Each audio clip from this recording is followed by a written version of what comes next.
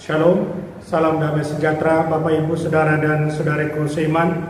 Semoga saya menjumpai Anda semuanya dalam keadaan yang sehat walafiat, tetap semangat, tetap tersenyum, tetap berpengharapan dalam Tuhan kita Yesus Kristus yang kita imani, yang sabdanya mau kita pahami dan kenal lebih baik, dan yang mau kita hayati dalam sikap hidup kita setiap hari. Jumpa kembali dengan saya, Romo Adityala SPD, dalam permenungan harian Sabda Tuhan, Embun Sabda di hari Senin 16 November 2020. Saudara dan saudariku seiman, hari ini saya ajak kita bersama-sama untuk merenungkan soal kesadaran semua orang beriman untuk selalu datang pada Tuhan dan memohon belas kasihan-Nya. Dan dengan itu kemudian kita bertobat, dan dengan pertobatan itu kita bisa melihat kembali kesembuhan, kita bisa mengalami kesembuhan, kita bisa melihat terang Kristus kembali.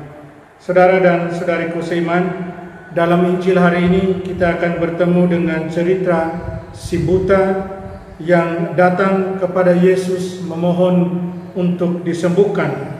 Dia berseru dengan suara nyaring, "Yesus, anak Daud, kasihanilah aku." Dia memohon supaya dia disembuhkan dari kebutanya. Dia memohon supaya dia bisa melihat kembali. Dan yang menarik adalah bahwa si buta ini bukan pertama kalinya dia mendengar bahwa ada seorang yang bisa menyembuhkan, yaitu Yesus dari Nazaret, anak Daud. Dia sudah mengetahui tentang Yesus, tapi sekarang adalah kesempatan yang luar biasa. Dia bertemu dengan Yesus walaupun dia tidak bisa melihat. Dia hanya bisa mendengar bahwa itu Yesus. Dan dia dengan penuh iman meminta kepada Yesus.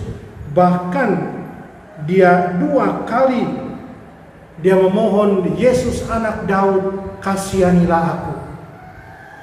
Saudara dan saudariku seiman, yang juga menarik adalah bahwa si buta ini tidak langsung meminta Yesus untuk menyembuhkan dia. Dia sadar ada satu hal yang pasti yang harus dia mendapat penyembuhan, yaitu dirinya sendiri. Insight, belas kasihan Tuhan harus dia alami. Dan kalau itu dia alami, dia akan mengalami kesembuhan. Dan dengan itu pula dia menunjukkan imannya pada Tuhan Yesus. Dia menunjukkan imannya yang luar biasa, dan bukan hanya iman, dia tunjukkan juga kerendahan hatinya ketika dia memohon pada Tuhan untuk menyembuhkan dia. Dia menyerahkan segalanya pada Tuhan Yesus, kepada keputusan Tuhan untuk berbelas kasih terhadap dia dan membiarkan dia untuk melihat kembali. Saudara dan saudariku seiman, orang buta ini dia tidak menyerah. Dia tahu Yesus akan menyembuhkan dia. Makanya dia berseru dengan suara nyaring. Imannya sekali lagi dia tunjukkan di sini. Terus apa yang bisa kita pelajari, saudara dan saudariku, yang bisa kita bawa sebagai bekal dalam perjalanan iman kita? Yang pertama, jangan pernah ragu datang kepada Tuhan Yesus. Dalam situasi hidup kita, dalam suka maupun duka, datanglah pada Dia. Selalulah datang dan memohon belas kasihan-Nya, agar hidup kita semakin hari semakin menyerupai Kristus sendiri. Dia yang selalu berbelas kasih kepada kita. Poin pertama, sekali lagi, jangan pernah ragu untuk datang kepada Yesus. Selalu datang kepada Dia. Poin yang kedua, datanglah pada Yesus dengan penuh kerendahan hati.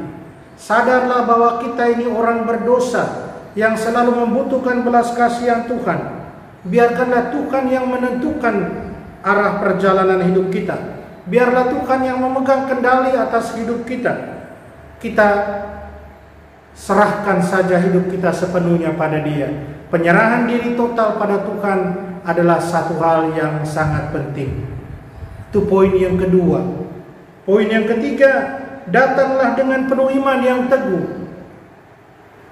Dan dengan iman yang teguh, kita tidak pernah akan menyerah untuk meminta belas kasihan Tuhan. Karena kita selalu sadar bahwa kita harus berada di bawah Dia, di bawah bimbingannya. Dan kita juga percaya dengan iman kita, Tuhan selalu mau yang terbaik buat kita. Rencananya selalu indah buat kita. Kita hanya butuh percaya pada Dia. Iman kita yang Dia butuhkan, agar segala yang terbaik terjadilah pada diri kita. Saudara dan saudariku seiman, mari kita terus berjuang untuk selalu hidup dalam iman, untuk selalu datang pada Tuhan Yesus, agar kita selalu memperbaharui diri dengan kita terus meminta belas kasihan Dia. Yesus anak Daud, kasihanilah aku. Dan Yesus akan berbicara kepada kita, menyembuhkan kita, agar kita bisa melihat kembali, agar kita bisa terus diperbaharui, kerendahan hati kita semakin besar, dan kita menjadi murid-muridnya yang setia di jalan Dia. Saudara dan saudariku, mari kita mohon kekuatan dari Tuhan. Kita berdoa.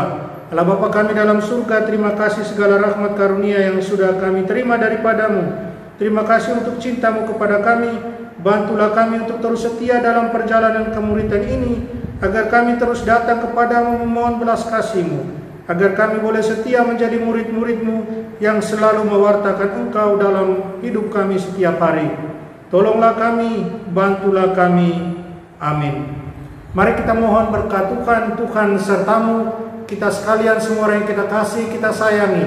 Usaha kita untuk selalu mendapat penyembuhan dari Tuhan, usaha kita untuk setia sebagai murid-murid Tuhan, dan agar kita boleh terus melihat terang Kristus itu, kita dibimbing dan dilindungi, diberkati Allah yang Maha Kuasa, Bapa dan Putra dan Roh Kudus. Amin.